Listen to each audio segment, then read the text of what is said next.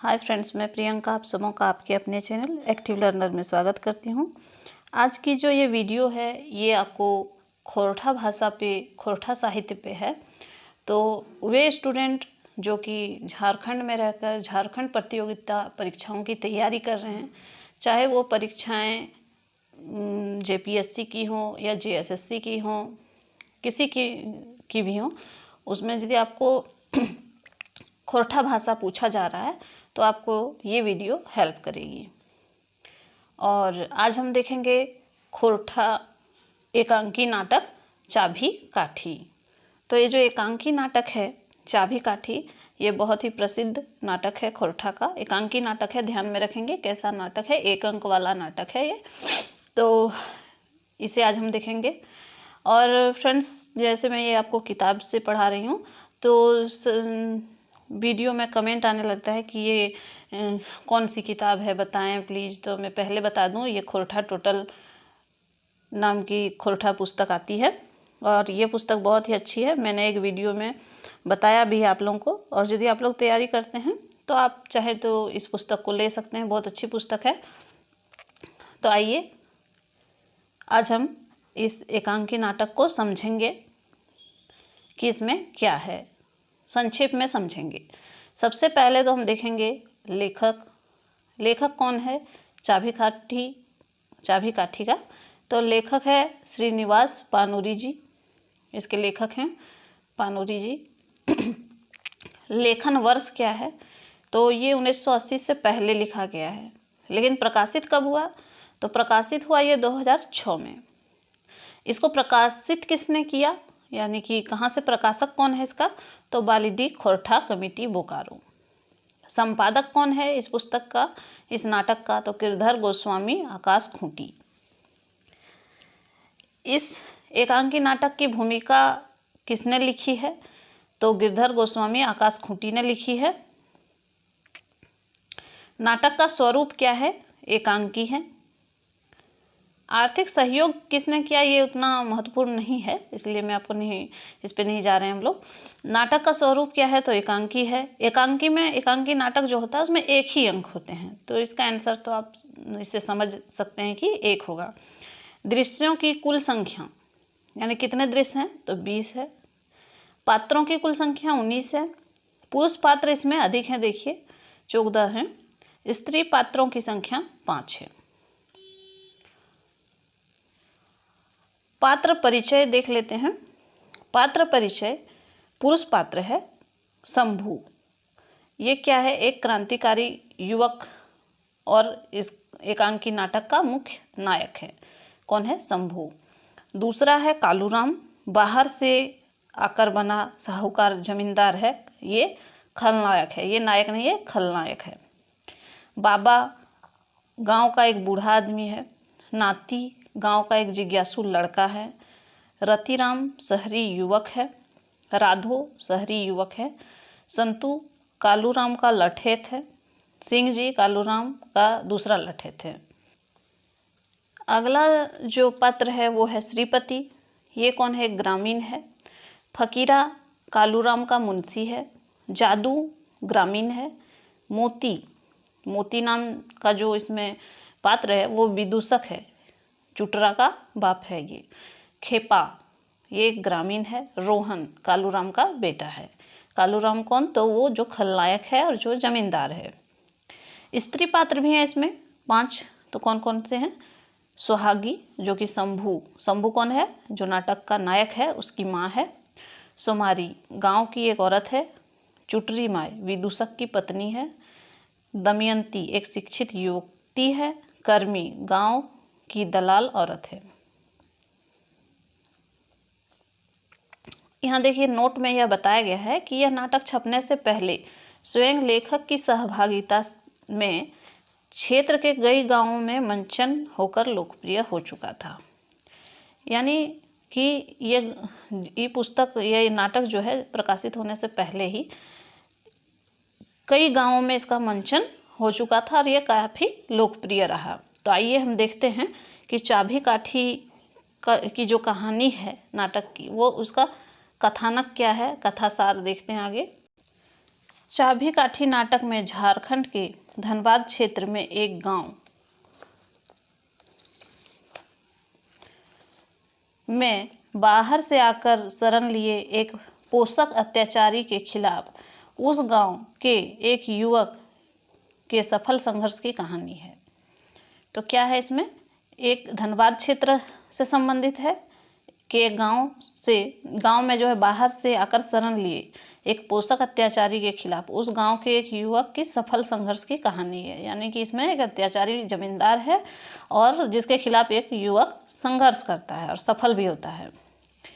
शंभू नाम का एक बीए पास युवक है जिसके पिता इसके बचपन में ही मर गए थे। माँ सुहागी ने दूसरे घरों में घरेलू काम करके बड़े कष्ट से शंभू को पाला पोसा और पढ़ाया लिखाया, लेकिन वह अभी भी बेरोजगार था और नौकरी की तलाश में भटक रहा है। यह बेरोजगार ही है और नौकरी की तलाश में भटक रहा है। सब जगह घूमने और पैरवी करने, सब जगह घूस और पैरवी का बोलबाला है। शंभू दृढ़ नैतिक चरित्र का सज्जन युवक है। वह गरीब है पर स्वाभिमानी है। नौकरी की तलाश में भटकते हुए एक दिन भूख से बेहोश होकर यात्रियों के सामान ढोने माफ कीजिएगा, बेहोश नहीं है, भूख से बेहाल होकर यात्रियों का सामान ढोने के लिए भी तैयार हो जाता है। लेकिन दौलतमंद यात्री की झारखंडियों को लेकर अपमानजनक टिप्पणी से यह भड़क जाता है। उसकी खुददारी और बातों के स्तर से प्रभावित होकर एक व्यक्ति वहीं उसे अपने स्कूल में पढ़ाने का आग्रह करता है। इस तरह शंभू धनबाद के प्राइवेट स्कूल में शिक्षक की नौकरी करने लगता है। वह अध्यापन शैली और गुणवत्ता से छात्र और प्रबंधक दोनों के दिल जीत लेता है, पर कुछ ही दिन में वह स्कूल की नौकरी छोड़कर अपने गांव आ जाता है। उसे महसूस होता है कि गांव को उसकी ज़रूरत है। गांव के बच्चों को शिक्षित करना, महिला पुरुषों को जागरूक करना ज़्यादा ज़रूरी है। सबसे ज़्यादा ज़रूरी है गांव के शोषक अत्याचारी कालूराम सेठ के चंगुल से मुक्त करना। सबसे ज़्यादा ज़रूरी क्या था उसके लिए? गांव का जो शोषक अत्याचारी कालूराम सेठ था उसके अत्याचार से गांव को मुक्त करना। कालूराम इस गांव में बाहर से आया था। वह चिलचिलाती धूप से बचने के लिए उस गांव की एक पेड़ की छाया में बैठा था, भूखा प्यासा। लू लगने से बेहोश हो गया था। गांव वाले इंसानियत के नाते उस अनजान मुसाफिर को बचाया था गांव वालों ने।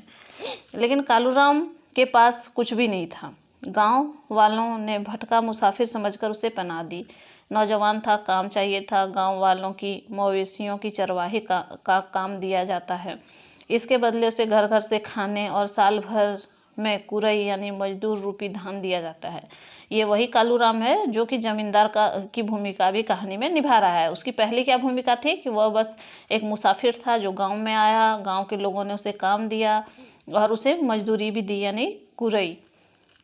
साल भर में इकट्ठा धान को सूद में बैठाने लगा। सूदखोरी से काफ़ी कमाई करने लगा। चरवाही छोड़ हुआ पहले भंवरी फिर राशन दुकानदार बन गया।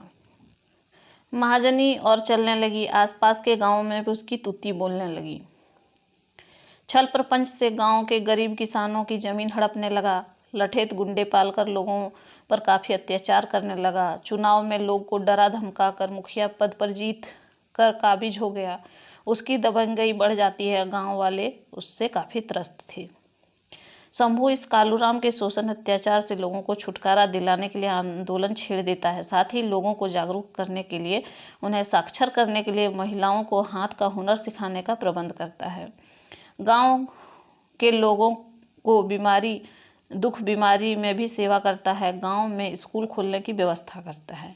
शंभू के कामों और क्रांतिकारी विचारों से गांव के लोग काफ़ी प्रभावित होते हैं। उसके आह्वान पर गांव के सभी त्रस्त लोग कालूराम के खिलाफ गोलबंद होते हैं। कालूराम का एकमात्र बेटा रोहन बाप की काली करतूतों से आजीज होकर घर छोड़कर कहीं चला गया था। वह भी लौट आया और शंभू के समर्थन में खड़ा हो गया। आखिर कालूराम को एहसास होता है कि अब उसकी नहीं चलने वाली है उसका हृदय परिवर्तन होता है और वह गांव को छोड़कर काशी चला जाता है। गांव की चाबी काठी यानी स्वामित्व या मालिकाना हक जो है फिर गांव वालों को मिल जाता है। नाटक में बाबा नाती जैसे पात्र कालूराम के इस गांव में आने की कहानी को बताते हैं। वहीं चुटरा बाप चुटरी माई के द्वारा पश्चिमी संस्कृति के गांव में घुसपैठ पर व्यंग्य किया गया है। दमयंती नामक शिक्षित युवती गांव की औरतों को जागरूक करने के लिए शंभू का साथ देती है। कर्मी कालूराम के लिए दलाली का काम करती है। सोमरी अत्यंत गरीब महिला है जिसने अपने बीमार बेटे के इलाज के लिए कालूराम को अपनी जमीन बंधक रखी थी। कालूराम उस जमीन को लौटने से इनकार कर देता है। यानी कि कहानी जो है चाबी काठी में जमींदारी प्रथा में किस प्रकार का शोषण होता था, एक गांव में हुआ था, इस चीज़ को बतलाता है। और किस प्रकार शंभू के व्यवस्था में सुधार करने के बाद वह कैसे कालूराम जो है गांव छोड़कर चला जाता है और चाबी काठी जो है उसका जो गांव का जो मालिकाना हक है वो गांव वालों को मिल जाता है। यही इस एकांकी नाटक में है। तो फ्रेंड्स, उम्मीद है ये वीडियो आपको अच्छी लगी होगी, परीक्षा की दृष्टि से उपयोगी लगी होगी। यदि इस प्रकार की वीडियो आप चाहते हैं कि आपको मिलती रहे तो प्लीज़ चैनल को सब्सक्राइब कीजिए। आज के लिए बस इतना ही। Thank you.